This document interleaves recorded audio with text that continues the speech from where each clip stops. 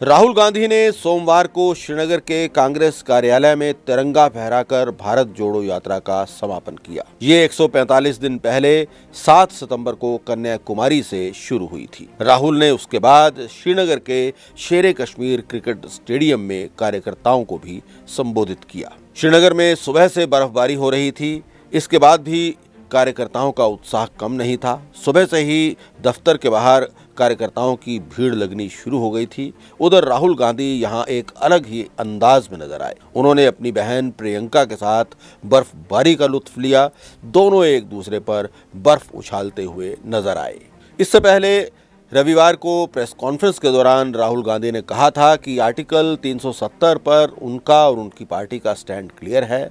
उनका कहना था कि इसके बारे में वर्किंग कमेटी में चर्चा हो चुकी है और ये भी उन्होंने कहा कि हम जम्मू कश्मीर में लोकतंत्र की बहाली चाहते हैं, यानी कि जम्मू कश्मीर में जल्दी से जल्दी चुनाव होने चाहिए। उन्होंने कहा कि भाजपा के मुताबिक आर्टिकल 370 के हटने से सब कुछ ठीक हो गया है, लेकिन यहाँ पर टारगेट किलिंग अभी भी हो रही है।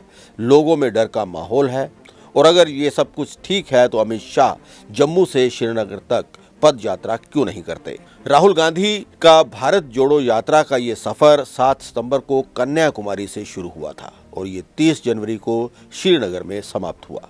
इस दौरान में उन्होंने कुल 145 दिनों में 12 राज्यों और 2 केंद्र शासित प्रदेशों में होते हुए 3,570 किलोमीटर की पदयात्रा की। 10 दिसंबर से 2 जनवरी तक यात्रा को बीच में रोका गया था। ये यात्रा तमिलनाडु के कन्याकुमारी से केरल, आंध्र प्रदेश, कर्नाटक, तेलंगाना, महाराष्ट्र, मध्य प्रदेश, गुजरात, राजस्थान, यूपी, दिल्ली, हरियाणा और पंजाब होते हुए केंद्र शासित प्रदेश जम्मू कश्मीर तक गई और आखिरकार श्रीनगर में समाप्त हुई।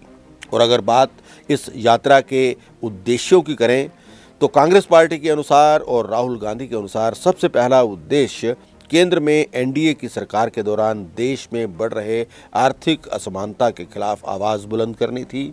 इसके अलावा जाति, धर्म, भाषा, नस्ल और रंग के आधार पर बढ़ रहे भेदभाव और अपराध के खिलाफ आवाज बुलंद करनी थी। उनका तीसरा मकसद केंद्र सरकार द्वारा सत्ता और सरकारी एजेंसियों के दुरुपयोग के खिलाफ आवाज उठाना था और लोगों के बीच इस बात को लेकर जाना था। जबकि उनका चौथा मकसद ये था कि 2024 लोकसभा चुनाव से पहले जन समर्थन कांग्रेस के पक्ष में हासिल किया जाए।